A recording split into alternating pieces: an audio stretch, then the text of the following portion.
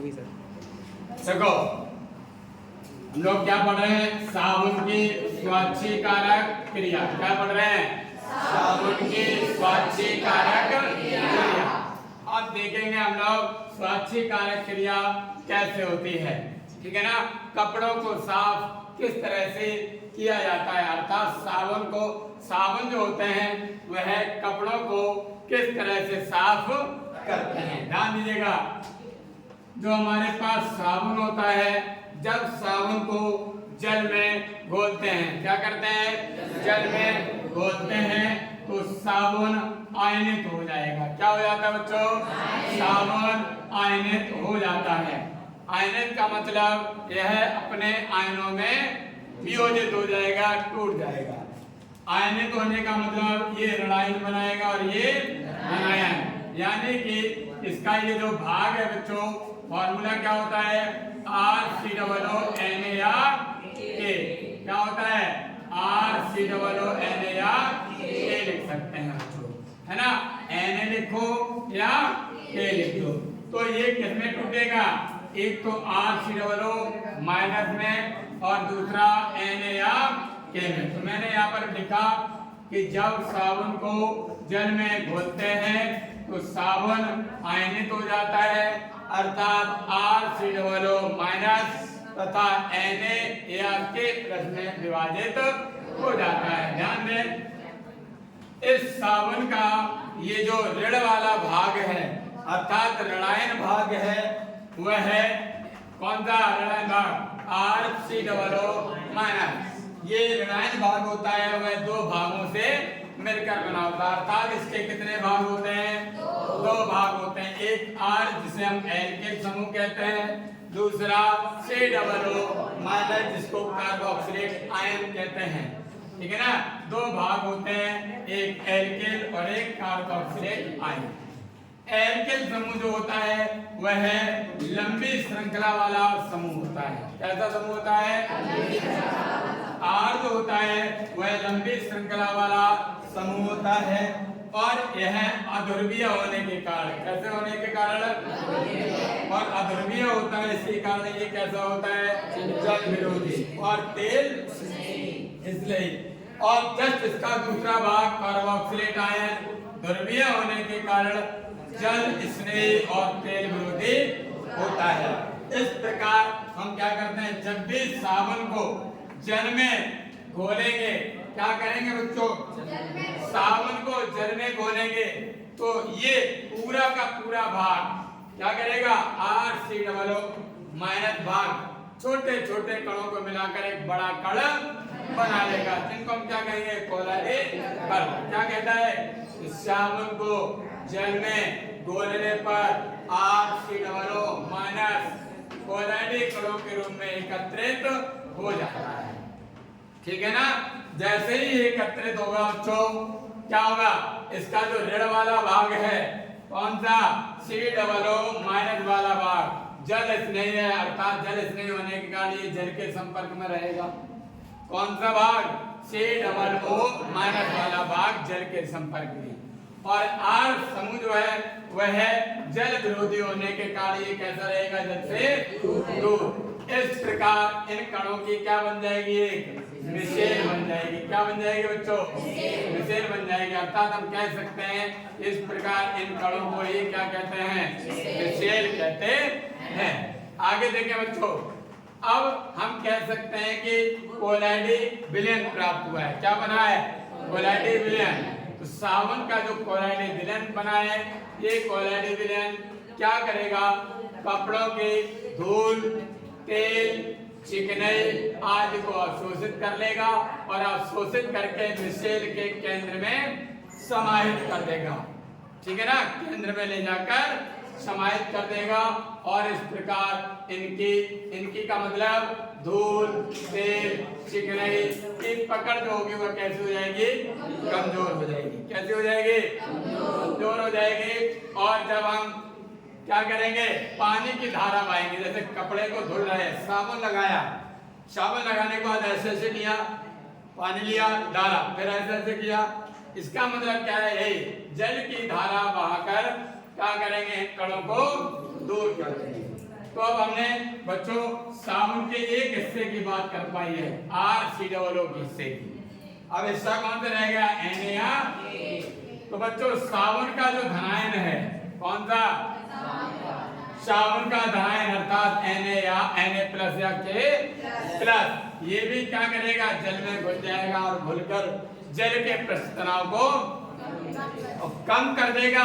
इसी कारण जब पृष्ठ तनाव कम होगा तो साबुन का जो विलयन है कपड़े के रेशों में घुस यानी कि प्रवेश कर जाएगा, और जैसे ही प्रवेश करेगा आसानी से उसमें घुल जाएगा, उसमें से गंदगी चिकनाई वगैरह जो है उसको अवशोषित करके बाहर निकाल देगा। इसी पूरी प्रोसेस को क्या कहते हैं, साबुन की स्वच्छ कारक। बोलो बात समझ में आ गई है, कोई तकलीफ है? चलिए बच्चों अब हम लोग लिखते हैं इसके बारे में, ठीक है। चलिए लिखते हैं सभी लोग, तो 2-3 बार बच्चों रिपीट करना है सभी को, ठीक है।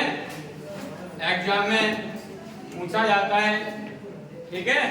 चलिए लिखते हैं साबुन,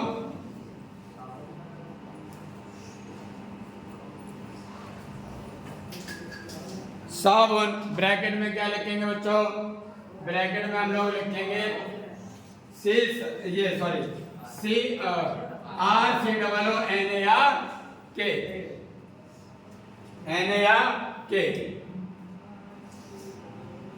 साबुन ब्रैकेट में क्या लिखेंगे, RCOO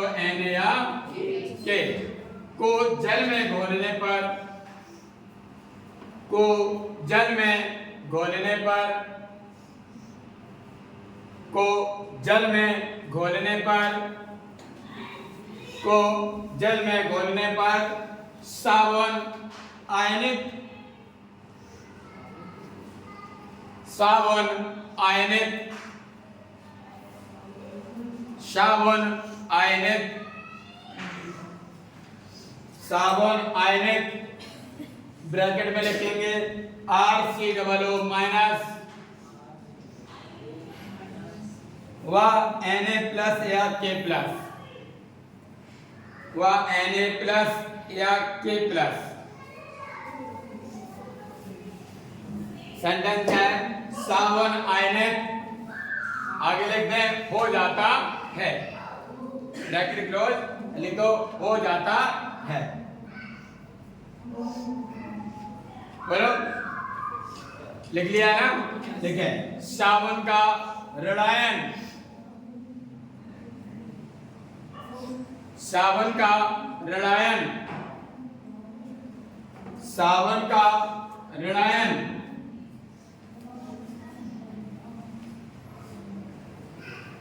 दो भागों से मिलकर बना होता है,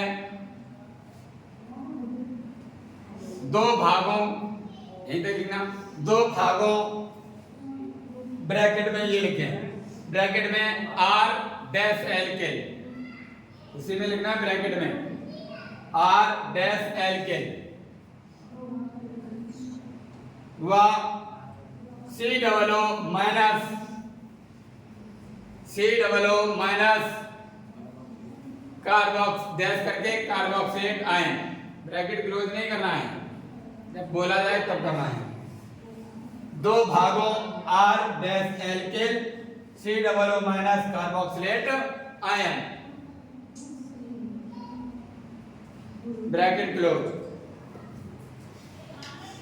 कार्बोक्सिलेट आयन ब्रैकेट क्लोज से मिलकर बना होता है, से मिलकर बना होता है, से मिलकर बना होता है, से मिलकर बना होता है, ठीक है ना, से मिलकर बना होता है। अगर देखो इसमें R लंबी श्रृंखला वाला, इसमें R लंबी श्रृंखला वाला, इसमें R लंबी श्रृंखला वाला समूह होता है,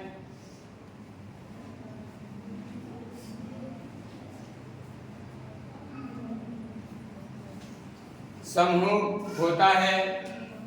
यह है अध्रुवीय, यह है अध्रुवीय, यह है अध्रुवीय होने के कारण, अध्रुवीय होने के कारण,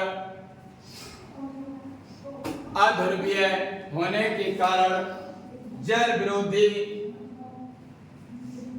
कारण जल विरोधी तथा तेल स्नेही, जल विरोधी तथा तेल स्नेही होता है।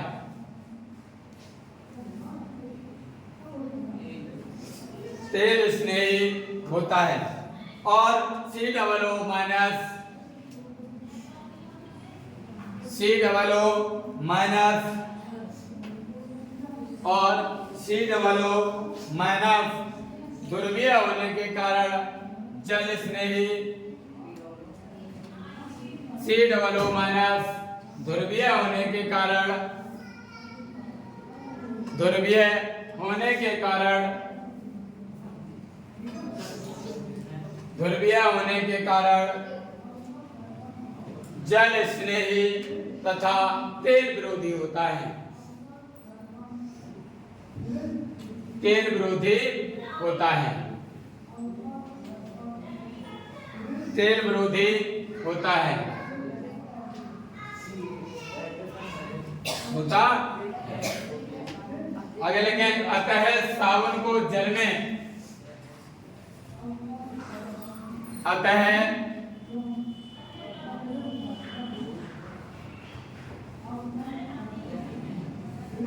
सावन को जल में घोलने, अतः सावन को जल में घोलने, सावन को जल में घोलने पर RCOO माइनस, घोलने पर RCOO माइनस कोलॉइडी कणों के रूप में, कोलॉइडी कणों के रूप में, कोलॉइडी कणों के रूप में,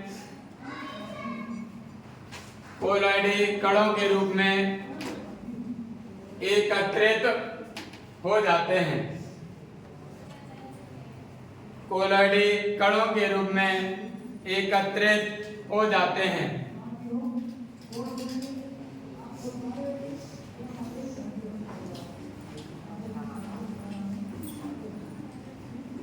हो जाते हैं। अब बच्चों यहाँ तक हमने लिख दिया, कोलॉइडी कणों के रूप में एकत्रित हो जाते हैं। बच्चों COO माइनस जो आयन है, कार्बोक्सिलेट आयन है, ये कैसा है? जल स्नेही। अतः ये किसके संपर्क में रहेगा? जल के संपर्क में। R क्या है? जल विरोधी, इसलिए जल से दूर रहेगा, तो एकत्रित हो जाते हैं। अतः COO माइनस, अतः COO माइनस, अतः मैं दोबारा रिपीट करता हूं, कोलॉइडी कणों के रूप में एकत्रित हो जाता है। अतः COO माइनस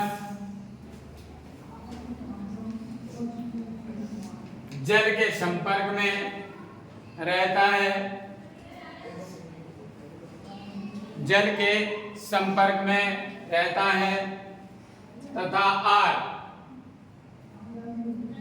जल के संपर्क में रहता है तथा R जल से दूर, जल से दूर रहता है, रहता है। इस प्रकार इन कणों को मिसेल कहते हैं। इस प्रकार इन कणों को मिसेल कहते हैं। इस प्रकार इन कणों को मिसेल कहते हैं। क्या कहते हैं बच्चों? मिसेल। मिसेल। बच्चों ये केंद्र बिंदु मान लो, ये कण है,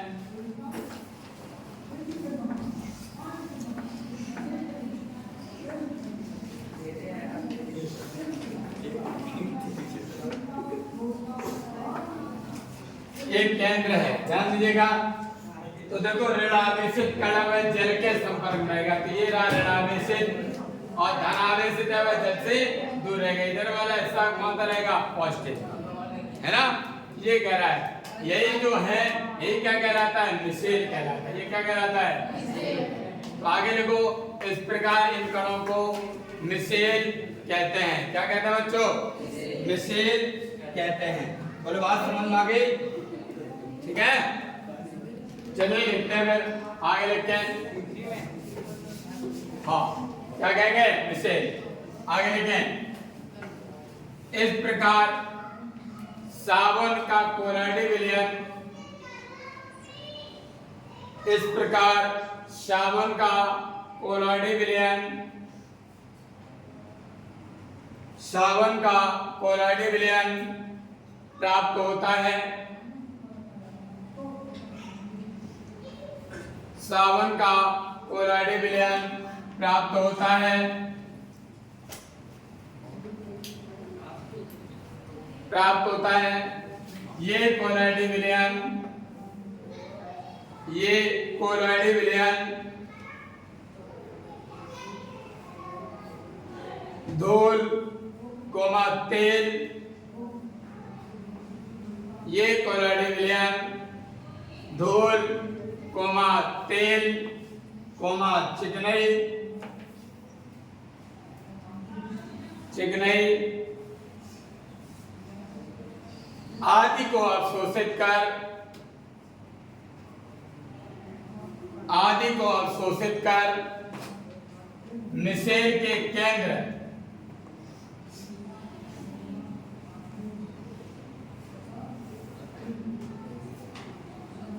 अवशोषित कर निषेध के केंद्र में समाहित कर देते हैं,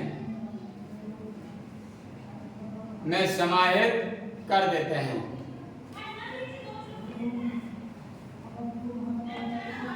समाहित कर देते हैं। ओके, आगे लिखें, इस प्रकार, इस प्रकार धूल तेल चिकनाई,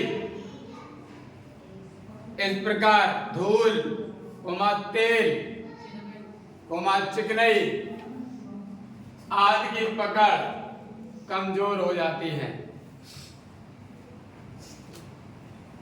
आदि की पकड़ कमजोर हो जाती है।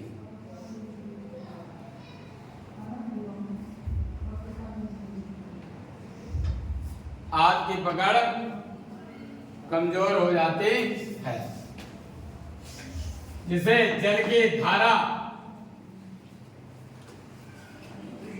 जिससे जल की धारा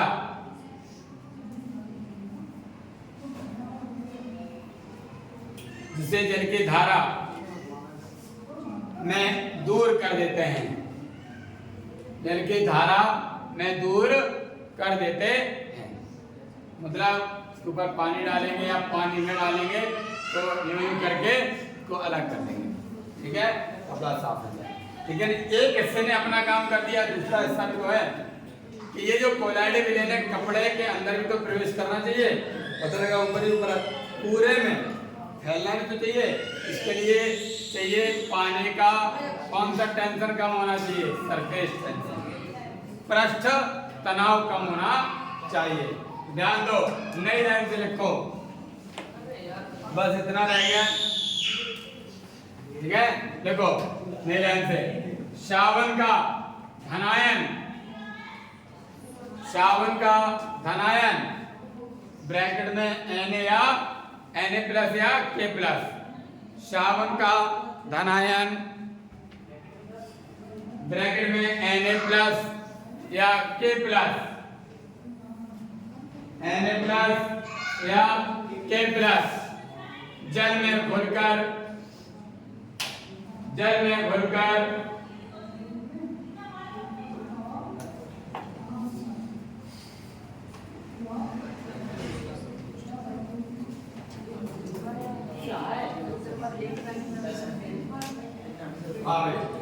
धनायन Na प्लस या K प्लस जल में घुलकर जल का पृष्ठ तनाव जल का पृष्ठ तनाव कम कर देते हैं। जल का पृष्ठ तनाव कम कर देते हैं। जल का पृष्ठ तनाव कम कर देते हैं।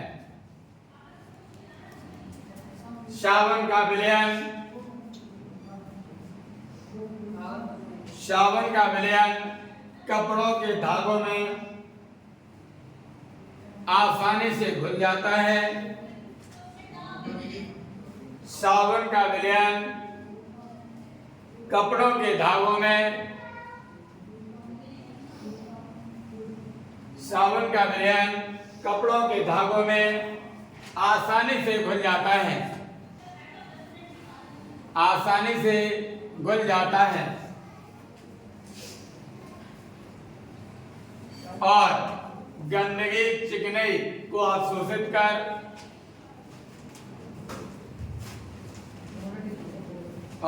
गंदगी चिकनाई को अवशोषित कर